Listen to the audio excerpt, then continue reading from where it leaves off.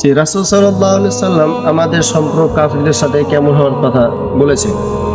এই বিষয়ে আল্লাহ তাআলা নিজেই কোরআনে কারিমের মধ্যে বলেছেন যে সূরা আলে ইমরান 28 নম্বর আয়াতে যে কোনো মুসলমান কোনো কাফেরকে বন্ধুরূপে গ্রহণ করতে পারে না। লা ইয়াত্তাখিদুল মুমিনিন, কোনো মুমিন গ্রহণ করতে পারবে না কোনো কাফেরকে। তো অথচ আমাদের মুসলমান ভাই বোন যারা রয়েছেন অধিকাংশই দেখা যায় তারা কাফের বেঈমানদের সাথে সুসম্পর্ক করার চেষ্টা করে। এটা আসলে হাদিস নয়, আল্লাহ তাআলা এমনটা বলেন নাই। আজকে বর্তমান আর্জেন্টিনা, ব্রাজিল এগুলো কিন্তু কাফের একটি দেশ। ব্রাজিলের ঘটনা দেখেন, যে ব্রাজিলে কোনোদিন আজান হয় না, ওই ব্রাজিল আমাদের কিভাবে বন্ধু হতে পারে, আমাদের কিভাবে আইডল হতে পারে?